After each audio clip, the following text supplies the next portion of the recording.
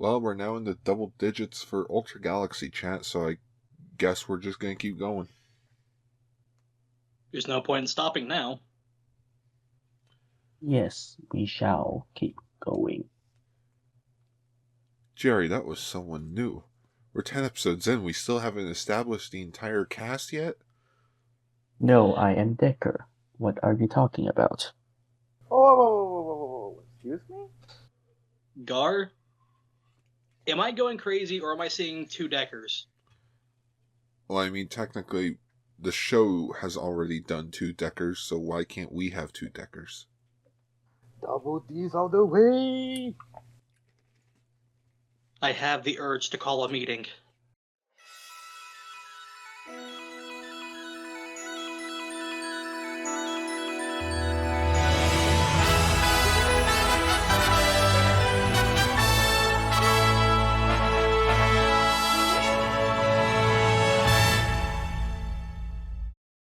Welcome, everyone, to Ultra Galaxy Chat Episode 10, the show where we currently talk about the current Ultraman show, which is Ultraman Decker.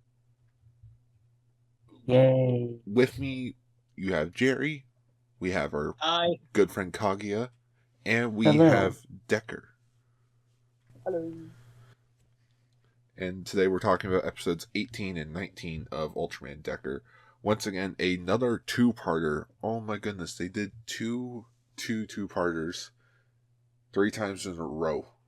Yeah, we're way past coincidence at this rate. Yep. So, I'll be honest. This could have just been one whole episode. This didn't need to be a two-parter.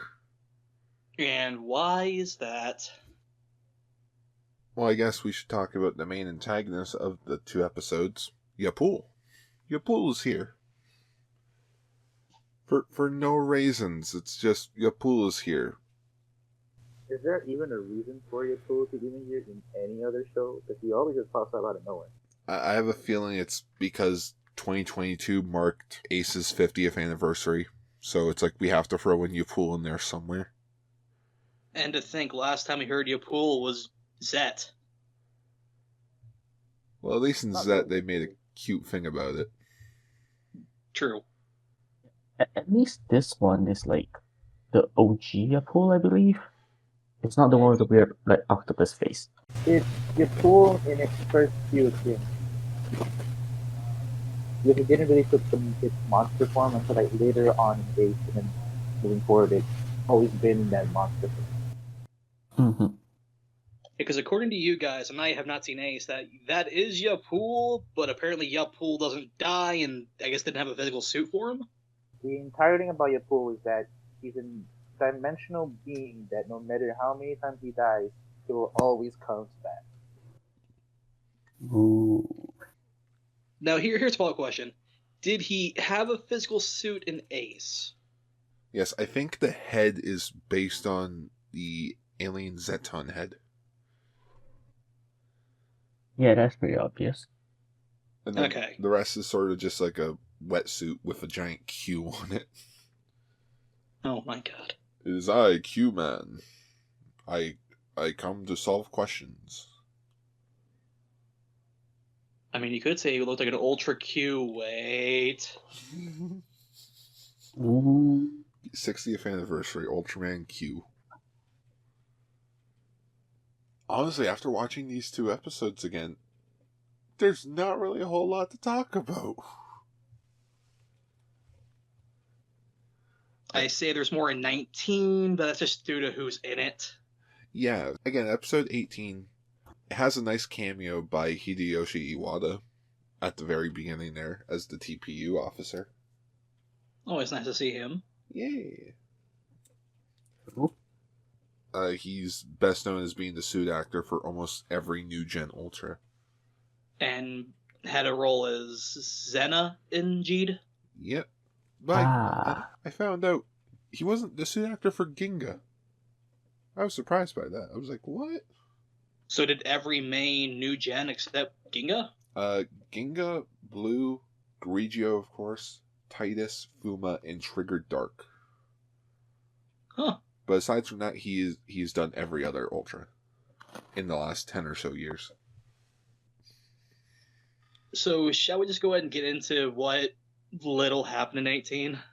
It was basically, Yapul shows up and it's just like, hey, we want to team up? And Agamis is like, yeah, okay. And then, like, they summon Aribunta, causes an earthquake, and it's like, they started to make a funny joke on, like, it's like, the earthquake, it was terrible. It was done by a monster. A terrible monster. Yeah, that was pretty fucking bad. That was the most forced way to include a ultra term into a show that I know of. That's the problem with it, right? Is they decided to name it Terrible Monster, so they gotta like find some way to do it in the subs. That's the problem. It makes sense that you call him a terrible monster, but in retrospect, it sounds very silly. I miss when they were called super monsters. See, at least like trying to say, oh, that's like a superior monster, a super monster. It sounds more natural than trying to force terrible in the conversation. Yeah. Terrible monster sounds like a typo in a script. Again, it just sounds silly. Wait, are you saying it with the hyphen or without the hyphen? Yeah, they can't. They don't differentiate that.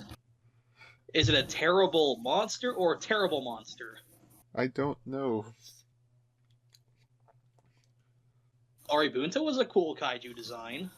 Yeah, he's apparently based on Antlion? ant. Yeah. I think he's based on that antlion. Okay, that's what I was thinking. The antlions, because of the burrowing. Yeah, the burrowing and the freaky ass mandibles.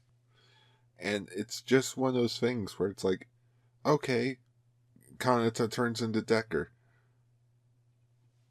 We're only like 10 minutes in. Like, is anything else going to happen? It turns out, nope. Yeah, didn't the original episode of Ace where Aribunta appeared, like, it was like grabbing women from underground and beating them or something? Oh, Question mark? God. I remember that episode because I used to have like a full VHS tapes of every episode of Ace. Don't ask me where I got it. I don't know. Oh, we here in our country we have bootlegs everywhere. Oh yeah, it's definitely a bootleg from somewhere. And it's crazy to think the only reason why Agams is working with Yapul is because I don't want to get captured. Sure, I'll help you out. I do sort of love it though that Agamis kidnaps Kanata and he's just like, listen, buddy, I told you already, it's not you I hate, it's just the light that's inside of you. But now you're being a nuisance, so I can't hate. Yeah, but now you're just being the biggest asshole.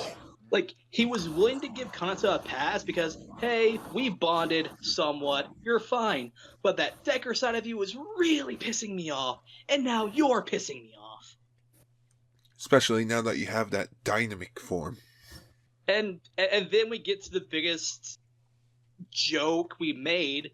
So we learned that Yapul turns into Kanata, which led to a lot of Among Us jokes. Just want to say it's a horrible disguise. He Wait. has visible like eye bags. Yeah, he had the dark rings under his eyes. Wait, he had the dark ring? Yeah. Whoops. God damn it, Gar. Although, it's kind of funny how little they played the whole Kanata still being in the slump after what Decker told him. Just gotta save him. How do I save someone that doesn't want to be saved? Yeah. How do I save someone who wants to kill me? Simple, Kanata. We'll give him a copy of Man of Steel, and then we'll see what happens. Oh my god, They Gar. kind of go in circles with this until like a little later. Okay, spoilers for future episodes, but like they really do go in circles, as opposed to what happened in Z with Haruki's whole PTSD over killing the Red King. I feel like that got resolved quicker than this. I mean, me and my brother always joke that that's Haruki's daddy issues arc. At least in Haruki's case, he got, well, unorthodoxical, he got advice he needed to hear, whereas Haruki's still trying to stew with the information that Decker told him. So he's very unsure. Yeah, I mean, to be fair, Kanata doesn't have another guy to talk to this about. Meanwhile, Haruki's always able to talk to Zed.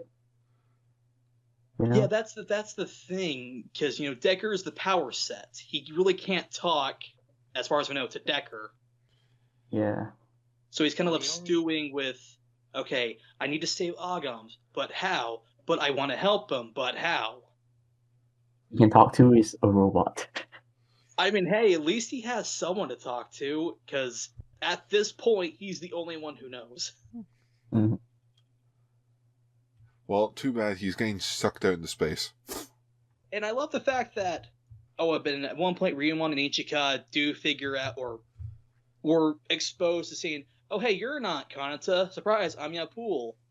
Then as soon as Kanata escapes the Yapul dimension, Ryumon and Ichika bump into each other again, slap Kanata in the face, and there was like, yep, he's the real one. I've slapped him so many times in the face. I can tell that's the real one. But just like, how can they with the real one? Ow! He's the real one. How do we figure out his identity? Slap. And then after he saves a day by giving Arabunta the dynamic D, sorry, he gets shooped into space by Yapul. Because he fooled him. Yeah, I don't understand that scene. Like, wahaha, you got fooled by me being looking like Agams? Question mark. It's safe to say that while in the Yapul space, Agams kind of gave Yapul the spiel. The spiel. Which is, haha, oh no, Agams, I need to save you. Surprise, motherfucker, and you're into space. More. It's not like a surprise motherfucker. It's more like a Spaceballs fooled you. Well, actually, he's stuck in the Yapul space. That's the thing. He didn't go into space yet. He's stuck in the Yapul dimension. Apparently, it's so breakable. He just needs to shoot his Spacian beam. It's like that was easy. I guess we're going into 19 then. Yeah, just Wait, refresh my memory about the Yapul space, because I swear there was an Ultra that got stuck in there and was actually really fucking in trouble because they were stuck. Ginga S. Yeah, that was in Giga Right. S. It's safe to assume that was doing something with his timer energy, because as soon as he got out of the Yapul dimension by beaming the hell out of it, yeah, his timer was going off. Don't worry, I just need to find a perfect place to land. Looks around, sees nothing but space. Okay, I'm in trouble. And he was saved by who? Trigger. Our good old buddy, Smile Trigger. From spirits that's trying to simulate contact. To be honest, episode 19 was a better Trigger crossover than I expected. It was really good. It was a good episode. Is it already sad to say that I prefer Kengo when he's not in his own show? No, that's fair. Yeah, no, I'm with you. This is a more mature Kengo. It's almost as if the writing matters.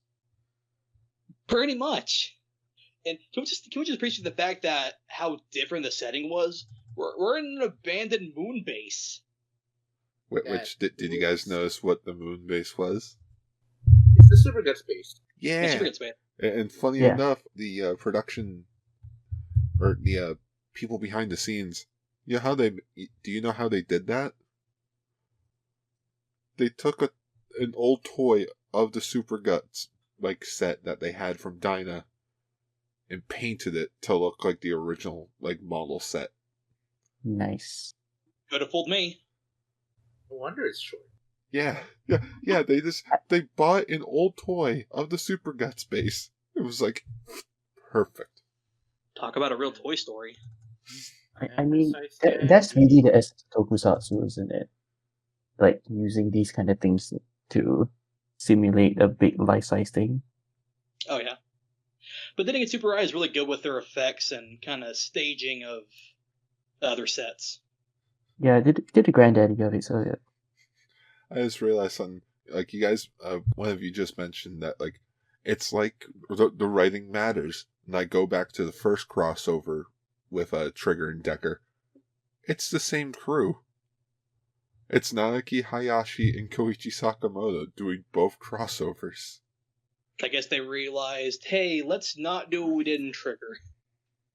I've also thought about this. I think the issue is that the first crossover was bogged down by the fact it had to basically continue stuff from Trigger. So the moment they don't need to do Trigger things, it's perfectly fine. Well, also think of it like this, that for Trigger, they had to heavily kind of incorporate the Tiga anniversary into it, which kind of bogged it down. We've had Dyna elements, but they were a bit more loose and different with it. But it's also really dumb that they had to do that. Like, It's mainly because the story that they had for Trigger was something completely different. But then Tsuburaya over here was like, no, you can't do that. But it's almost all ready to go. Yeah, we're scrapping the majority of it. Well, there goes all of our ideas. Doesn't help that the original idea was not. They didn't really incorporate gut select. So the reason why half of the crew from Trigger was like a one-dimensional character was because they weren't in the original source. They had to make it on the spot. Like, I will say this often, I genuinely feel really bad for the Trigger cast because, you got some familiar faces from Ultra, but they did borderline nothing. yeah. Like the moment, after Kango saves Kanata, the moments you're just, talking, I liked the friendship they built since their previous meeting. I just can't believe I actually said, oh look, Ultraman Trigger. Wait, did I just say that in a positive standpoint? Did you say that loud? Because that's what it was like when we were watching the episode. I was like, it's Trigger! And you guys were like, oh my goodness. Gar, you just cheered for Trigger. Gar, the impossible happened. As a character, I have nothing against Trigger. I have an issue with Trigger's story. Yeah, that's what it's like. I don't mind Kengo, just certain parts of the character kind of drive me nuts. Cough, cough, smile, smile, cough, cough. I only did smile once in this episode. I do like how we, thanks to Kengo giving Kanata the message, we get to physically see Kanata's parents. Yeah, they're alive and well. They're alive! They're alive! And they're proud On of Mars. him of being a member of Gut Select. He's not going to live at home forever and be a rice maker. I mean, according to Asumi Decker, Kanata is going to go back and be a rice cracker seller. He's going to franchise it to space. He mentioned how he got to eat his crackers on Mars. Yeah, Kanata's going to franchise this thing across the fucking universe. He's going to expand, baby. I saved the universe. You can too, with Kanata's rice cakes. Decker rice crackers coming to a shop near you. And from the message, Kanata's mom told him that if you ever feel lost and you don't know what to do, just know that there's going to be a tomorrow for you, and that you should try to treasure and protect everything that you care about, which basically gave Kanata the motivation to, you know what, I'm not going to go with the flow. I'm going to do what I think is right. Mm-hmm. Also, I think that whole pep talk from his mom was like a nod to his name, like Kanata. Yeah, because there was that catchphrase of his in the early episodes, right? Like what his name means. Going further beyond or seeing beyond the future. No, I think that's Goku when he turned Super Saiyan 3. And same thing. Damn it, Gar. And the fact that the new movie that's coming, it's called Beyond. It has Beyond in the name. Ooh. Ultraman Decker Beyond. Although, it's not outright set. I know, but I also know, their message is saying, hey, good job for being a member of Gut Select.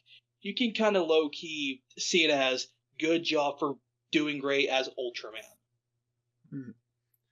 And sometimes you just need to hear your parents say that they're proud of you. Because especially after not seeing them for like a year.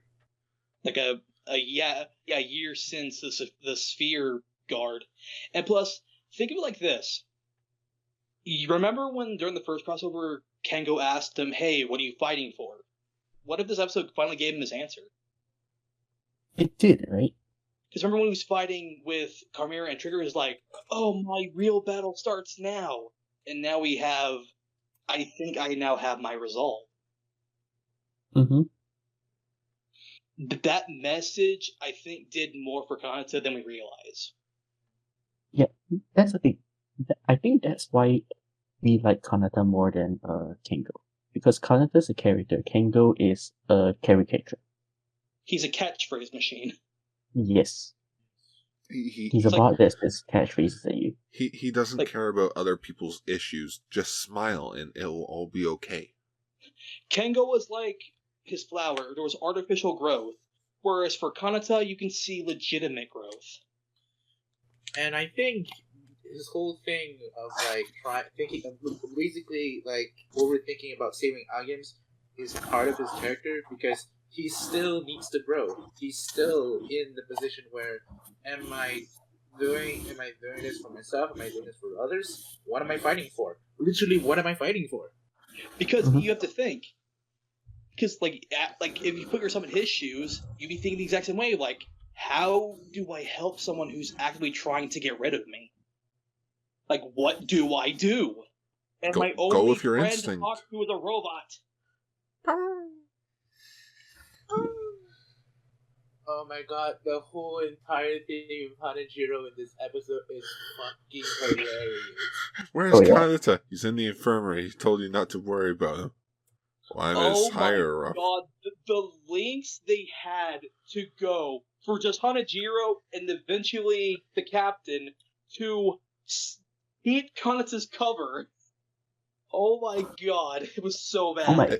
Yeah, the captain looking so pleased in himself when he's like, oh yeah, Kanata's actually lying to us because he doesn't want us worried, right? He looks so fucking pleased in himself. Okay, Hanajiro. it may just be me, but whenever he kind of winked back at Hanajiro, I was thinking, does Captain Murahershi know? Like, does he know? I mean, And that's when he's I don't helping. think he does. Like, he's like, is that why he's helping Hanajiro because he also knows the secret?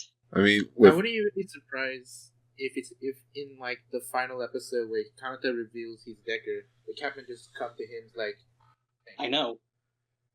Yeah. Like, I knew. I still can't wait to make that joke one day in my own Ultraman thing. The main character reveals himself to be Ultraman, and you see like everyone in shock, but you see two of the characters in the background handing each other money, Damn it! Here's your 20. as if like they bet on this. That sounds like a funny bit in like a Ultraman parody. Yeah, like I'm Ultraman. Oh, No, damn it! damn it! Like Hands something that would money. come up in like something like Rude No, or something. no, just like have like two like random workers or staff in the background, and just I'm Ultraman. Damn it! I lost $50 out of this. Just every week, the bet just kept getting larger and larger. Okay, here is all the money in my bank account. Here's this. Here's my car. Here's my house. Speaking of here's this and this, freaking all the robot debris on the moon. Yeah, Because- we got King Joe, Galactron. It was a freaking dumping ground. Yeah. I love how we completely phased the fact that Kengo got glumped by the sphere briefly.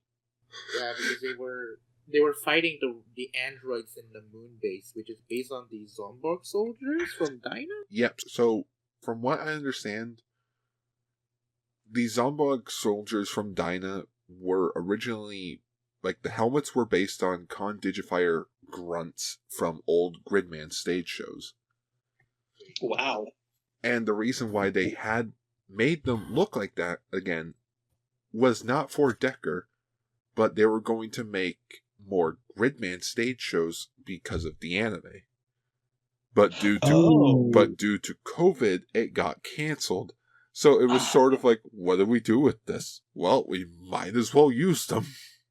Go back to How square they one. just- suppose. How weirdly coincident! What a weird coincidence that happened twice. I know, Like I right? said, we went full circle. Oh, we got droids from the Great Man, but we couldn't use it for the stage show, and let's use it in Dino. And cut to 20 years later, 25 years later, COVID, we can't use it for the new anime stage show. Put him in Decker. Yeah. That's weird. But yeah, you got the top half of a King Joe. You got a Black Legionoid, which I tried looking it up. I could not find it anywhere on there being like a Black Legionoid. Was it from a stage show or something more obscure? I have a feeling it might be from a stage show or some sort of ad campaign.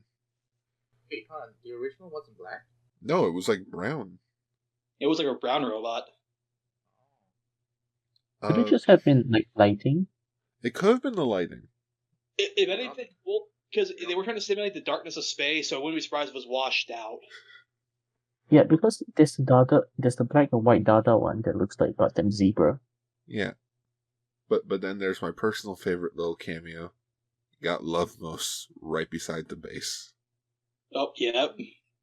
In that 1 second scene.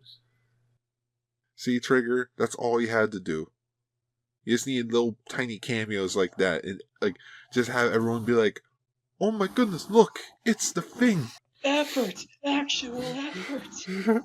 I think it's less effort, more it's just an Easter egg, and it isn't just, oh, this is a Tiger reference, you get it? This is a Tiger reference, don't you get it? And just the four of us seeing the Love Boats were just like that one Leonardo DiCaprio gif of just pointing at it on the couch. Yeah. But yeah, the spheres cover Kengo, and they start seeing the memories. And I'm just like, oh no, they're gonna get pissed. They're watching Ultraman Trigger. It wouldn't have happened, but know what I kind of wish happened? If they somehow removed his catchphrase. Gotta love Kengo for being able to break the fucking sound barrier again by going to Mars to the moon and back.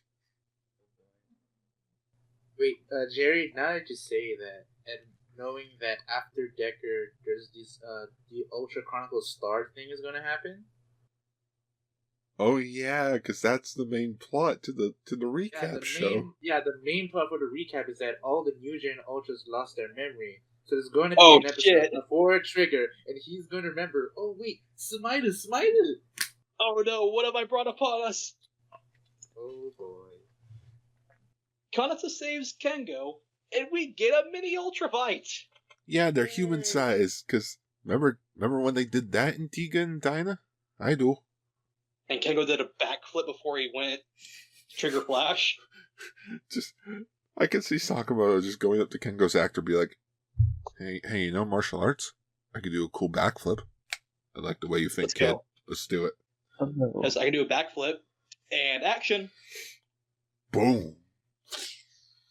And it was a pretty cool, indoor fight scene. And it's the same location as the final battle in the Veil special. Oh, yeah. Yeah, it was. How fitting, because it's also directed by Koichi Sakamoto. Coincidence? I think not. Sakamoto just has a Rolodex of locations. No, he just has all of his locations on a dartboard and just picks from there. And another weird thing in the warehouse, because it's understandable that they're shooting it in a warehouse, but in terms of where they are in the episode, why are there light up windows in the moon? That's a weird part in that scene. You can talk about too. They're just lights. They're just lights that's lit up in the moon base, but that's it. It's not the sun. Forget about that. Okay. We don't question it. We don't question it. Focus on the fight scene, which is a pretty neat fight scene. Yep. So the spheres decide to take one of the robots outside, which apparently that's how the robots got there. Oh, we forgot one thing. Yapul disappeared again. Oh yeah, Yapul shows up and it's like, hey fuckers, remember me? Yapul got glump. He's like, Yapul will never die. Yapul who am I again?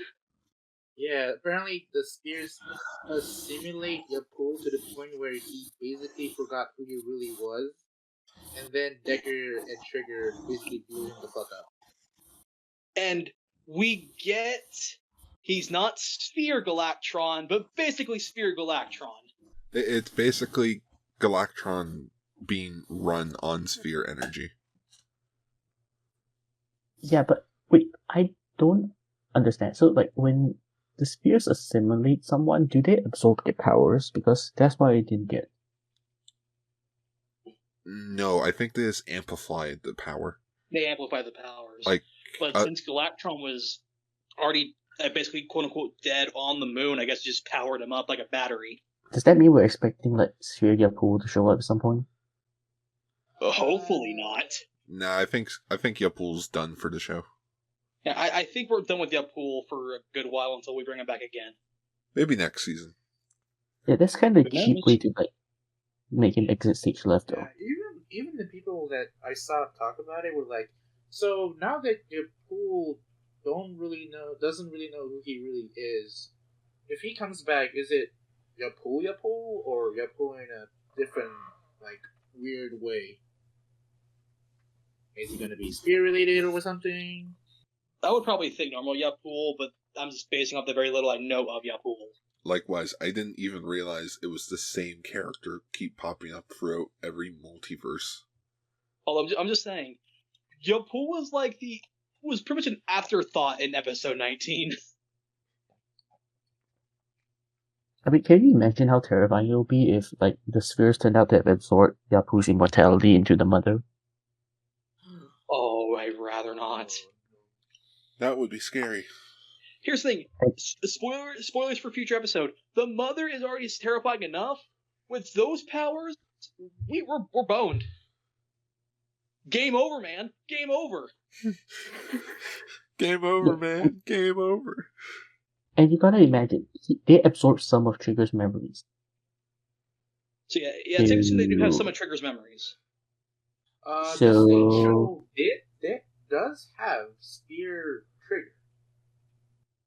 Oh, yeah. The Oh, most yes. recent Right. stage show? Yeah, in the stage show, we got a sphere trigger. Yeah, and Do we have footage of that? It's one ugly thing. I can tell you that. I got it. I got it. Oh, Oh, Oh my god. look at that one Yeah. ugly thing. He's got tumors growing on him. I kind of want those attachment ports for my figure art, though. and what's cool is that like his color timer's red.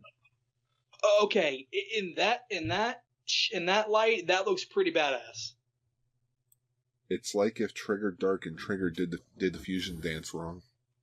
Okay, because yeah, the chest was definitely reminding me of Trigger Dark. That's what happens when they fucked up the Trigger True Fusion. Yep. Oh my god, yeah, yep.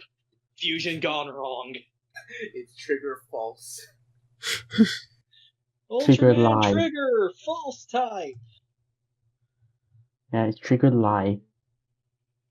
As opposed to Trigger Truth. But that moon fight though was pretty awesome. I think my favorite thing about it wasn't even any of the fighting itself. It was how Kengo and Kanata were in the same like little pocket universe. Oh yeah, that was really good. Well, it makes sense because because they were able to pass the sword and cards to each other back and forth during their last crossover. One thing though, like Glitter Trigger using the glitter blade plus the dual sword, just like it just swung around so goofily. Like the way he was holding both was really awkward because he would slash with both, and then you see the glitter blade just kind of like flop around because he's not actually like holding it properly. Because he's holding one that's literally a little flimsy blade that he holds mainly on his hand, well, compared to an actual like sword. Yeah, so it makes the glitter blade look like a really shitty weapon. Like they should have done like a special repaint of the circle arms. Speaking of the circle arms, where the fuck is it? We no longer sell hyper keys, so it's irrelevant. Yeah. I mean, technically the dual swords is weapon now because I'm it has still the trigger pissed off mode. I'm still pissed off they never explained where the circle off came from. Like Trigger Dart never used it. Maybe he molded it out of his armor. Yeah, because it was Unicorn. petrified along with him in the past, so it must have existed with him at some point. I But they would never showed it. I would say probably another user had it in the past, but then you realize Kengo is the past version of Trigger. Oh god. Back Yeah. to the time paradoxes again. I still think that they should have just shown Trigger Dart using that sword, but that's irrelevant. That's Trigger complaints. Let's go back to Decker. Maybe they could have had it be that the circle arms was the thing that turned him good. Yeah, for all we know, that's what the circle arms became. It became the dual sword. No, he did. Quote unquote future Yuzari just showed up and be like, here, new toys. Because that was revealed after future Decker showed up. I wonder if To in the fill in that script plot hole. it was written as future Yuzare shows up. Yeah, Future suddenly Zare. she's future Yuzari. Like, suddenly she's future Yuzari. Bob cut Nope. Yuzare. Yuzare's entire existence is just so weird, because didn't Yuzare, like, disappear in the end of Trigger? But in the Trigger movie, she came back before a while? I think Yuzari died back in the ancient civilization time, and her powers got inherited to Yuna, who then like squeezed every last bit out of it right up till the movie. Because the powers were dormant in the ring he was given. Yeah, and so this is like somehow quote unquote future Yuzari, which suggests that maybe someone else becomes Yuzari in the future? Question mark. Or Yuna becomes the future Yuzari. Or maybe it's the idea that if the powers of Yuzari were drained, maybe after a while of not using them, you could recharge it like a battery. What is this, the Green Lantern rings? Yes. In brightest day and darkness night, smile, smile, and all that blight. Oh my boy. god. Jesus. So anyways, they defeat Galactron, and Ken goes like, by the way, here's the sphere card. It only has one tap left on it. Go back to Earth before you suffocate. He's like, good idea. Also, did you guys notice the plot hole that created? Because when Kengo used the sphere card to bust through this barrier into Earth, the God Select immediately detected it. But this time, Kanata can sneak right back into the infirmary and nobody realized. Because they were all busy complaining to Hanajiro, being like, where the fuck's Asuka? Sneaks back into Or Earth, Asuka somehow Kanata? sneaks back into alarms. the infirmary. And then it's like, oh, I promise you, he's in the infirmary. Ryumon comes back. I just checked the infirmary. Kanata's not there. Hanajiro sus. And then we cut to Kanata laying in bed in the infirmary, clearly hiding his gear and his gun. Oh my god, I need to find that image. Oh, hey guys, I'm totally okay. I just got roughed up a bit. I'm gonna be fine. Didn't Hanajiro say like, oh no, he just has a jammed finger, don't worry about it? The injury At some kept point. being different because he was trying to think of the way to keep the lie going. It's a fan art that I found where it's literally like Trigger. It's a fan art of Trigger like annoying Decker, and then Decker just comes out of a bed with his gun. Okay, found it. Hold on. Here we go. Yeah, there it is. I remember seeing this. Gun type. Guys, I just realized they said that Hanajiro said that Kanata has a jammed finger. You know what a jammed finger is called? It's called a trigger finger. Oh my god. God damn it, Hanajiro. But just Looked it up to make sure I was right. I'm sorry, but as soon as we see Kanata under the blanket, I was like, there are some dirty jokes to make here. Oh no, I think the funniest joke should have been that like he lands back into the base, he still is Decker, gets in bed. I was thinking the Decker body. Yeah, he just has the Decker body on, but it's Kanata's head, just... What? Like, he sneezes, shwa! What was that? Oh, I sneezed. Oh god, that would hold on. If that happened, would that be counted as a helmetless like suit? Well, I mean, Juggler's done it. I mean, yeah, Juggler's done it. But it's because now I think, okay, just oh god, someone on the internet has to take like images of Ultra with their host like actual human head on them. So like the old Bullmark toys. Yes. Oh my Yes, god! That's what I. That was what I was thinking. Yep. And it's cursed as fuck. Here's Ace. No, it doesn't even look like. It doesn't even look like it. You're not even the real Voltron. Oh my god!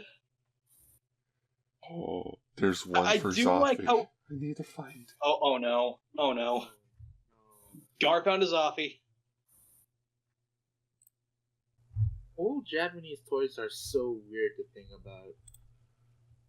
Now, because Japanese figures now is like super high quality, up to scale, and they're all like, they don't really have quality issues. Then you look back into the 80s, you got shit like this. So all around, we all like the crossover. Yep. I just like how we've been talking about how Trigger is so cool, but his show is ass. But he's cool, but he's still ass. So it's the Broly situation. Pretty much. He's so cool, but he's so dumb. But he's so Instead cool. of one Broly, one Trigger. Oh, I will give 19 this. It has a good mix of like really wholesome, nice moments, and just the most unintentionally funniest setup ever for comedy. Just Yep. Like it's a pretty like balanced story. it also makes up for how little we got in 18. Yeah, I think so anyway. Same. Like 18 was all right, but I feel like 19 was the better episode of the two. Is it safe to assume that 18 may be the weakest episode of Decker? I think so. I agree. I feel like episode 18 of all... and that's saying something. When it's episode 18 out of 25... Like, one episode out of 25 is considered weak. I mean, hey, that just shows how great of a job Decker's doing with its writing. You know, what we're leading up towards. Yeah, the finale. God, I'm not ready.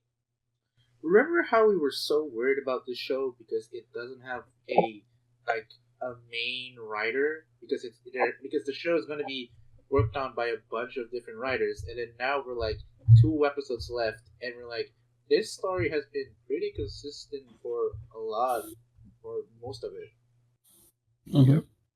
Because we were mainly worried it was going to end up like Trigger again, and No substance, God, just we were proven wrong. fight. You know what I think saved it for all of us? When we saw the sphere go over the planet in the first episode. I mean, the first episode Yeah, I would. introduced. Oh yeah, there's death. There's death. Yeah, like right as we all saw that, we were like, "This is interesting." Like, oh. Also, the fact that the villain was hidden from us this entire time. Yeah, they did that really well too. Like no one spoiled it. No reveals or anything. It's just. It was a genuine by the way, surprise. he was a villain. Wait, what? Like, yeah. And that was still after we made a theory on how we could have had a villain. I was listening to that yesterday because I was getting around to editing it. It was funny as fuck.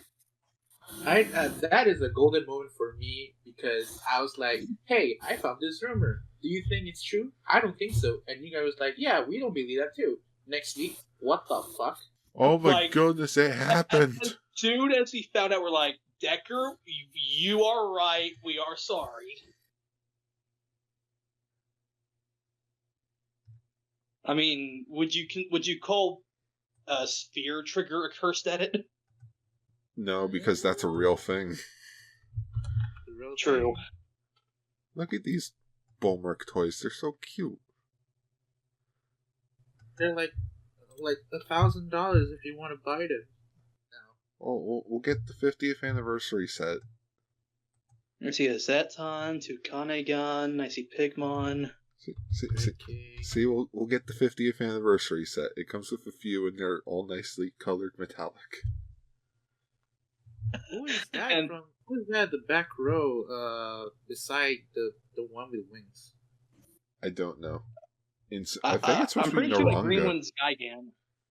No, the green one's he's usually black and white. He was in the episode where Red King fought in the snow. Huh. That Pigmon, though. That Pigmon is horrid. That might not even be Pigmon. That might be or Gabodon or something. We also found your older, balder, fatter son. Look at these older toys. Good God.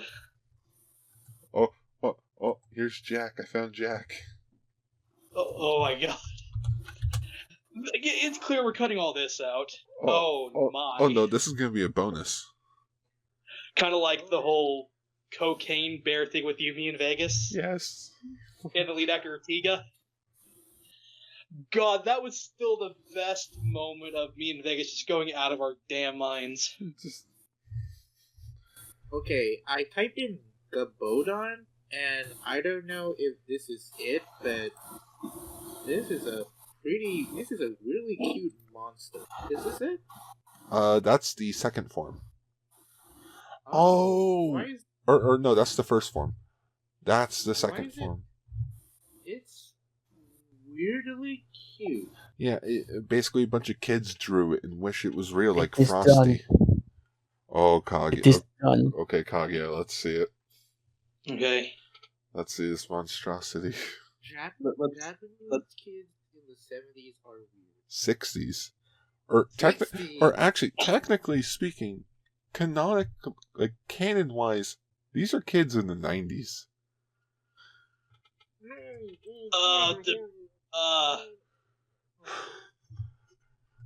Ultraman Decker Kanata type? And Trigger Kengo type? Yeah! Hell yeah. I'll definitely touch up the Decker one. Yeah, I was rushing. But oh my goodness, these are cursed. These are fucking cursed. I'm looking at the Kengo one. I'm thinking, Spider Kosen! And just as he points his hands at his mouth, the mouth turns into like a freaking crescent moon laser. Oh no. Like a crescent moon laser. No, he just makes a smile, just. This proves that the actors, they probably would not fit with how their ultra stature would look. Oh no! Because Kanata is short, right? Like the actor. Yeah, Kanata is short. Yeah, and now I'm trying to think how he will look if he's actually in the Trigger suit. It's like, oh wow, he's a pretty short giant. Tell me. And now I've just found dollar store bootleg Ultraman toys. I think we need to stop. We're taking this hole too deep. You know what? This one's pretty cool. Oh man, this one's pretty cool. Wait, hold on. Wait, they actually make figures of the fucking movie, game forms? I think someone custom made the game forms. Okay, this might be a bootleg, but this is actually, they put an effort on some of these. Yeah, that's what I was just about to say. It's like, oh my, oh no. Wait, hold on, that Jeet form in the middle actually looks dope. Oh no. Hold on, oh no. I can see a bit of Nexus on the blade arms on the Jeet one in the middle. I think it's a Jeet and Orpheus. Look at the look at the Photoshop image in the corner. Titus. Fuck is that? It looks like something from Armor Hero. What did they do to Fuma? It looks like they. Oh my god! Oh. Fuma with is that an O-ring Neo for his color timer? I think it is. I think this needs to be a video on its own. Just And wait, that Titus has Actus Kolikheimer. yeah. And it has the X head crest. So, that was basically our thoughts on episodes 18 and 19. Sort of a weird tangent, but you know what? We all enjoyed them. And that's why you're listening to our show. You like to listen to our rambles. Rambles of our first only known weak Decker episode. Yeah. And like I said, one episode out of freaking 25, that's not bad. That is not bad. And to think, we're getting closer to Endgame. I mean, as of this recording, we're in the middle of Endgame. Well, I meant review-wise. In this show, we're close to Endgame. Actual show-wise, we're already there. Yeah. Yep. We're there. The mother has appeared.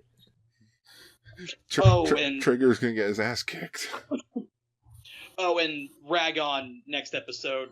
Woohoo. Yeah, I like I Ragon. actually really love the episode. Also, bonus. Hey, to be fair, that was a good episode, but that's an episode discussion for another episode. Yeah. So, we'll see you all next time. This has been Ultra Galaxy Chat, episode 10. In brightest day, smile, smile. I'm still proud of that. Smile.